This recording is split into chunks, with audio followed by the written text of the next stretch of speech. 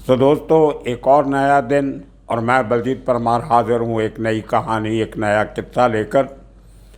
आज हम बात करेंगे 1993 में, जब दाऊद इब्राहिम की अपनी और उसकी गैंग की ज़िंदगी में एक नया मोड़ आता है। 92 के बाबरी मस्जिद राइट्स के बाद एक बहुत बड़ा खून खराबा मुंबई में होता है। उसके चलते हुए बहुत सारा तनाव, मुंबई के पुलिस कमिश्नर बदल दिए जाते हैं और उसके बापट साहब, एस के बापट, वो 3-4 महीने हुए थे उनको सिर्फ अभी कमिश्नर बने हुए, दिल्ली से वापस आए थे 18-20 साल का डेपुटेशन करके। शायद इतनी लोकल लेवल पे उनकी पकड़ नहीं थी। इंसान बहुत बढ़िया थे, बहुत आला अफसर थे। शायद शहर में लैक ऑफ एक्सपीरियंस की वजह का हो या सब कुछ इतना अचानक हुआ कि मुंबई को इतना बड़ा खून खराबा देखने को मिला। उसके बाद जनवरी में उनकी बदली कर दी जाती है, दूसरी जगह भेज दिया जाता है। और जो थाना, जो मुंबई के साथ जुड़ा हुआ बड़ा डिस्ट्रिक्ट है, उसके जो पुलिस कमिश्नर थे अमरजीत सिंह समरा, उनको ला के मुंबई का पुलिस कमिश्नर लगा दिया जाता है। तो समरा साहब ने आके बड़े तरीके से पूरे माहौल को शांत किया और पूरा अमन व अमान स्थापित किया और उसकी बहुत तारीफ भी हुई। लेकिन वो शॉर्ट लिव्ड था। मार्च आते आते 2 महीने के बाद, समरा साहब के आने के 12 मार्च को मुंबई में बहुत बड़ा ब्लास्ट होता है। 13 जगह पे 2-2.5 घंटे के अंतराल में 13 ब्लास्ट हो जाते हैं। सैकड़ों लोगों की मौत होती है, सैकड़ों जख्मी होते हैं। लेकिन उससे बड़ा जो हमला करने का तरीका था वो बहुत घातक था। पहली बार मुंबई में इतने बड़े लेवल पे RDX का इस्तेमाल होता है। पूरे के पूरे जो बॉम्ब थे वो माहिम की अल हुसैनी बिल्डिंग में तैयार होते हैं, जो बिल्डिंग तकरीबन सारी की सारी टाइगर मेमन फैमिली के पास थी। एक फ्लोर पे शायद कुछ और लोग भी रहते थे। माहिम पुलिस स्टेशन के साथ लगी हुई ये बिल्डिंग, 3 दिन से वहाँ पे इतनी एक्टिविटी थी। RDX मंगवाया गया, गाड़ियाँ बुलाई गई, सब गाड़ियों में RDX फिट किया गया। उनका डेटोनेशन एक्टिविज़म जाता वो तैयार किया गया, एक्टिव किया गया और उनको शहर के डिफरेंट इलाकों में डिस्पैच किया गया, जिनमें stock exchange, Air India building, Shivsena Bhavan, Centaur Hotel, Sea Rock Hotel, Worli का बहुत बिजी बाज़ार। इस तरीके से 13 स्पॉट चुने गए जहाँ पे ब्लास्ट हुए। ये अचानक इतना हुआ, पूरी की पूरी एजेंसी हमारी एक तरीके से सबकी सब फेल हो गई। किसी रॉ को, किसी IB को, किसी स्पेशल ब्रांच को, किसी स्टेट CID इंटेलिजेंस को, मुंबई की क्राइम ब्रांच और तो और माहिम पुलिस स्टेशन जो बिल्कुल अल हुसैनी बिल्डिंग के बगल में था, वहाँ के लोगों को भी इस बात की कानो कान खबर नहीं हुई कि इतनी बड़ी साजिश उनके नाक के नीचे रची जा रही थी और उसको 12 मार्च को अंजाम भी दे दिया गया। और जब इंक्वायरीज होनी शुरू हुई तो सबसे पहले टाइगर मेमन और उसकी फैमिली का नाम आया। ये वही टाइगर मेमन जो एक ज़माने में हाजी मस्तान और बाद में मावडोसा ब्रदर्स और दूसरे स्मगलर्स इंक्लूडिंग दाऊद इब्राहिम के साथ मिलके लैंडिंग का, ट्रांसपोर्टेशन का काम करता रहा था। नॉन फिगर था, बहुत बार स्मगलिंग के केसेस में अरेस्ट हो गया था, मारा मारी के केसेस में भी अरेस्ट हुआ। एक कस्टम वाले को चाकू मारने का इल्ज़ाम भी इसके ऊपर लगा और काफ़ी सारे स्मगलिंग के केसेस में अरेस्ट हुई।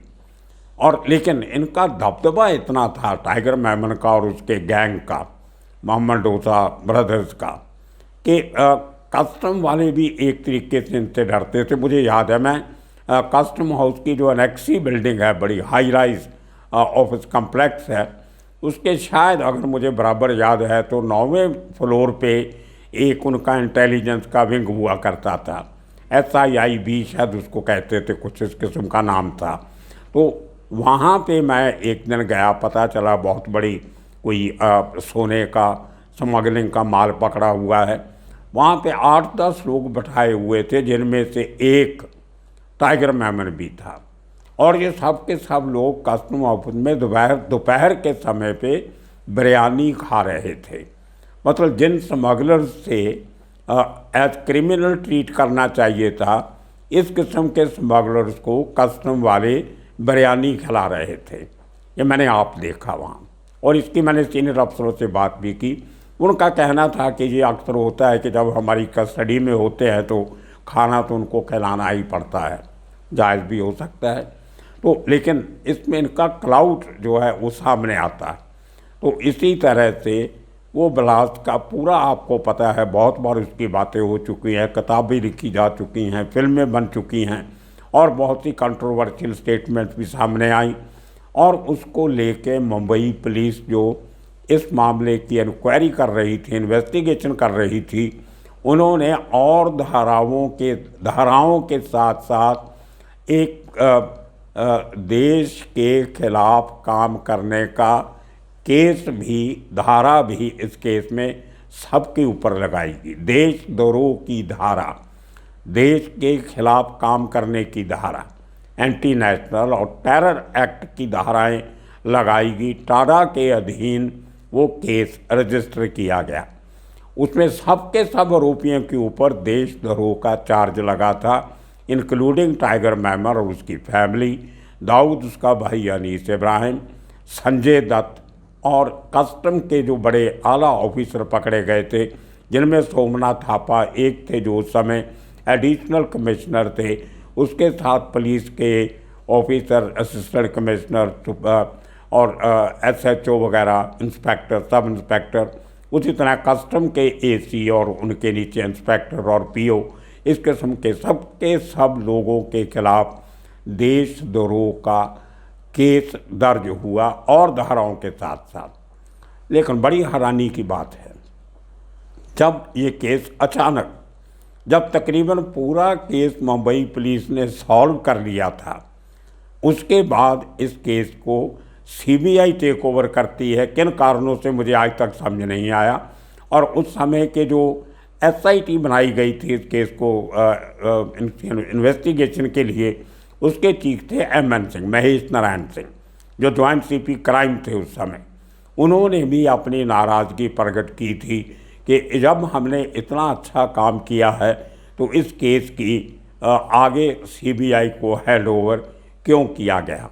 खैर, CBI ने जब टेक ओवर करने के बाद पहली एप्लीकेशन जो टाडा कोर्ट में पेश की, उसमें सबसे पहले ये कहा कि हम जो देशद्रोह की धारा मुंबई पुलिस ने इस केस में लगाई थी वो वापस लेते हैं। उसको विथड्रॉ कर लिया। मतलब सबके सब दोषियों को, आरोपियों को देशद्रोह के इल्ज़ाम से मुक्त कर दिया। तो वो पूरे का पूरा केस में जिन लोगों को भी सज़ा हुई, उनको देशद्रोह की कोई सज़ा नहीं हुई। सबको देशद्रोही नहीं माना गया। माना ये गया कि सब लोगों ने अपनी धार्मिक आस्था को जो ठेस पहुंची थी, उसका रिएक्शन था ये ब्लास्ट जो है। और इस धारणा को बाद में सुप्रीम कोर्ट ने भी सही माना कि ये धार्मिक आस्थाओं को ठेस पहुंचाने का रिएक्शन था, कोई देशद्रोह का मामला नहीं था। लेकिन बड़ी यहाँ पे एक टेक्निकल बात है, जबकि सबके सब लोगों को देशद्रोही नहीं माना गया, उसमें खाली टाइगर मेमन और दाऊद इब्राहिम को देशद्रोही मीडिया ने करार दे दिया। टाइगर के भाई याकूब मेमन को फांसी के समय पे ये माहौल तैयार किया गया कि ये सबसे बड़ा देशद्रोह था, जबकि सुप्रीम कोर्ट तक ने ये कहा कि कोई देशद्रोह नहीं था। मैं कानून की बात कर रहा हूँ, भावनाओं से प्रभावित होकर बात नहीं कर रहा। तो खैर, एक बहुत बड़ा प्रेशर दाऊद इब्राहिम के ऊपर बना कि उसको देश ला के केस चलाया जाए। टाइगर मेमन भी गुल, उसकी फैमिली भी भाग गई। इसी तरह तकरीबन 100 के करीब लोग ब्लास्ट होने के कुछ घंटे पहले ही इतनी अच्छी प्लानिंग कर रखी थी, सब के सब देश छोड़ के, कोई पाकिस्तान तो कोई दुबई तो कोई बहरीन तो कोई शारजा कोई लंदन कोई कहीं, सब भाग गए थे।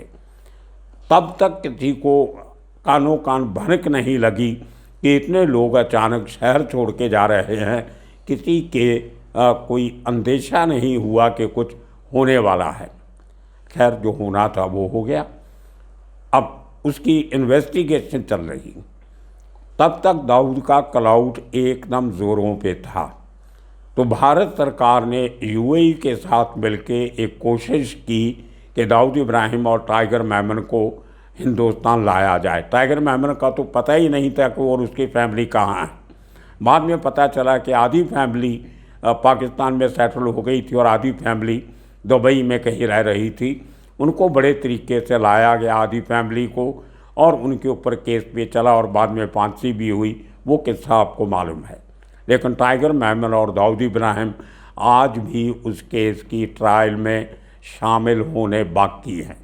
बहुत से लोगों को रिपैट्रिएट करके लाया गया, उन पे केस चले, बहुत से लोग उसमें बरी हो गए, कुछ जेल में मर गए, कुछ बाहर जमानत पे आए मर गए।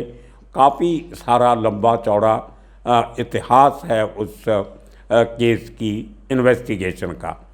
लेकिन 3 कोशिशें होती हैं दाऊद को हिंदुस्तान लाने की, अलग-अलग टाइम पे। और पहली कोशिश जो है वो राम जेठमलानी के थ्रू होती है, जो बहुत बड़े एडवोकेट थे। उनका कहना था कि दाऊद इब्राहिम कुछ शर्तों के साथ देश में वापस आना चाहता है और ट्रायल फेस करना चाहता है। पहली उसमें शर्त थी कि 3rd डिग्री उसके साथ नहीं की जाएगी। दूसरा ये था कि उसकी फैमिली मेंबर्स को इसमें तंग नहीं किया जाएगा। और तीसरा था शायद कि कोई फांसी की सज़ा नहीं होगी और इस केस के अलावा कोई और केस नहीं चलाया जाएगा।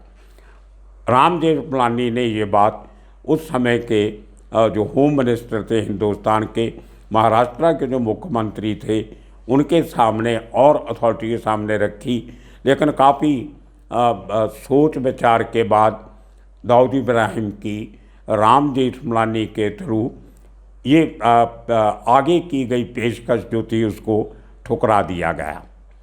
उसके बाद एक और अटैम्प्ट होती है, उसके पहले हुई है। जोगिंदर सिंह, सरदार जोगिंदर सिंह सीबीआई के डायरेक्टर थे। कोई लंदन में जब पेरिस में कहीं कोई इंटरपोल की मीटिंग चल रही थी, तो सीबीआई इंटरपोल का काम हिंदुस्तान में देखती है। तो उस मीटिंग में दुबई का जो इंटरपोल इंचार्ज था वो भी उस मीटिंग में हाजिर था।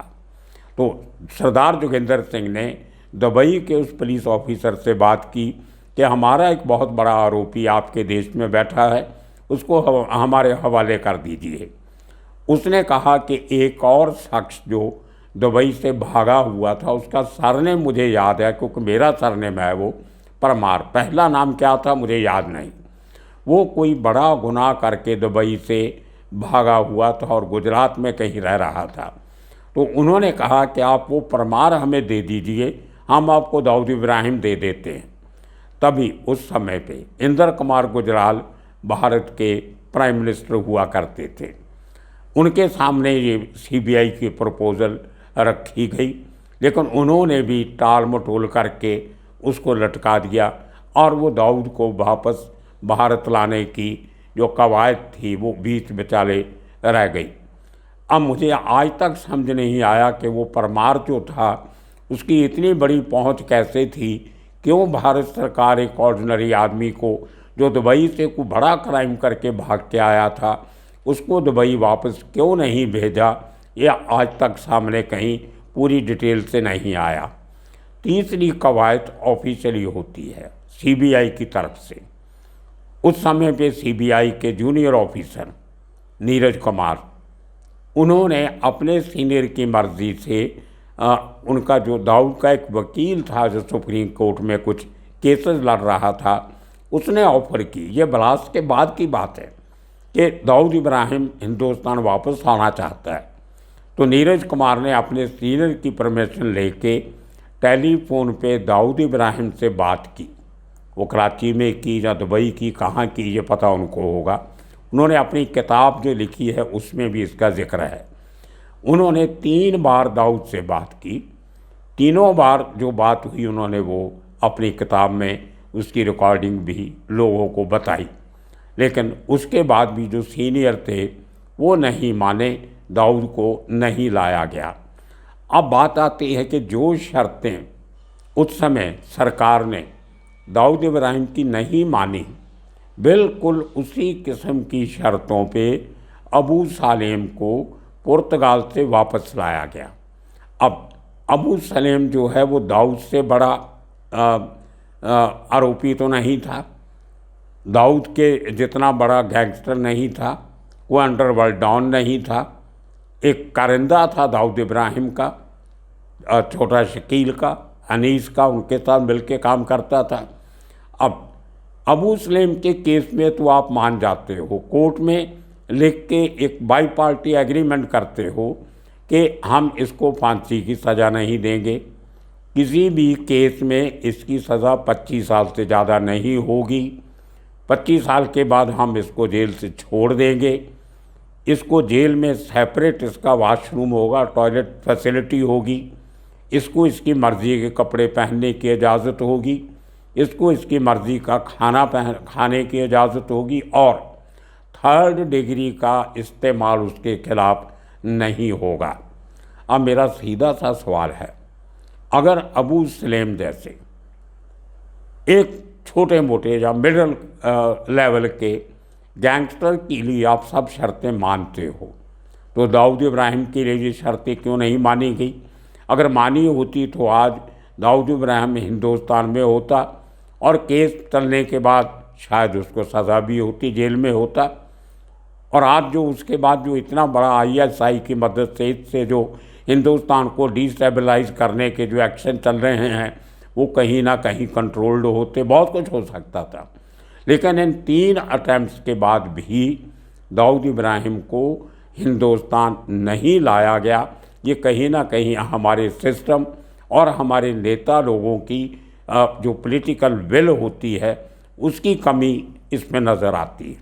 खैर, अब पाकिस्तान में इतना बड़ा हादसा होने के बाद दुबई में दाऊद को दिसंबर 93 में दुबई छोड़ के पाकिस्तान जाना पड़ता है। अब क्लाउड की बात देखिए, जो शख्स ब्लास्ट के पहले तक हिंदुस्तान में जितना क्लाउड रखता था, मंत्री, ब्यूरोक्रेट्स, पुलिस वाले, कस्टम वाले, ये सब लोग, बिल्डर, एक्टर, सट्टा, क्रिकेट सट्टा, हवाला, हर किस्म के स्मगलिंग, वो काम इतना अपने तरीके से करने वाला आदमी दुबई छोड़ के पाकिस्तान जाता है पूरी फैमिली के साथ, और पाकिस्तान के उस इलाके में रहता है, कराची के, जो बहुत ही सिक्योर VVIP एरिया है, जहां पाकिस्तान आर्मी के और बड़े बड़े ब्यूरोक्रेट जो हैं, सीनियर लेवल के ऑफिसर,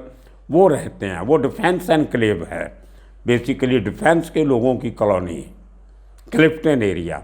वहाँ पे दाऊद को घर दिया गया, और इतना सिक्योर एरिया के वहाँ बाहर से जाके कोई भी फोर्स उसको उठा के लेके आए या उसको वहाँ पे अटैक करके मारे, वो संभव नहीं है। बहुत सी कोशिशें हिंदुस्तान की एजेंसी की तरफ से की गई, और कई बार तो गैंगस्टर्स का सहारा भी लेना पड़ा, दाऊद के लोगों का, छोटा राजन के लोगों का और दूसरे लोगों का, लेकिन कोई भी अटैम्प्ट कामयाब नहीं हुई। हमारे लोग दाऊद के घर के नज़दीक भी नहीं पहुंच सके, और बड़ी जल्दबाजी में ऑपरेशन ख़त्म करके वापस आना पड़ा। तो ये कुछ हमारे सिस्टम की कमज़ोरियां और पॉलिटिकल लोगों की कमज़ोरियों की वजह से दाऊद आज तक हिंदुस्तान के कानून की पहुंच के बाहर बैठा है, और कराची में एक VVIP एरिया में बहुत सिक्योर रह रहा है।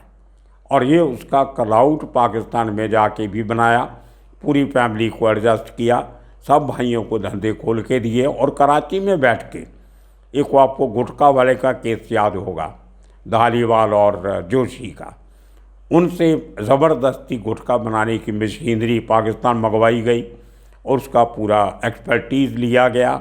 रॉ मटेरियल कैसे बनाना है, कैसे प्रोक्योर करना है, पैकिंग करने की मशीनें भेजी गई। ये सब पाकिस्तान में बैठ के हिंदुस्तान के लोगों को डरा धमका के वो गुटखे का बिज़नेस अनीस इब्राहिम ने खोला। तो इस किस्म के काम पाकिस्तान में बैठ के करना, ये दाऊद इब्राहिम के क्लाउड की बात है। लेकिन आज कुछ भी हो, आपने नाम कमाया, सब किया, लेकिन आज आप एक डिग्निफाइड प्रिजनर हो। इसको कोई बहुत अच्छी ज़िंदगी नहीं गिना जाता। आप अपनी मर्ज़ी से घर के बाहर नहीं जा सकते, आपकी फैमिली अपनी मर्ज़ी से घूम नहीं सकती, आपको 24 घंटे आपको सिक्योरिटी के परछाई में रहना पड़ता है। पर्सनल लाइफ आपकी ख़राब हो जाती है, सोशल लाइफ आपकी ख़राब हो जाती है। ये तो उस एक पंछी को सोने के पिंजरे में रखने वाली बात है, लेकिन पिंजरा पिंजरा होता है। आने वाले दिनों में इसी किस्म की और किस्से कहानियाँ लेके फिर हाजिर होंगे। तब तक के लिए आप सबका शुक्रिया, धन्यवाद।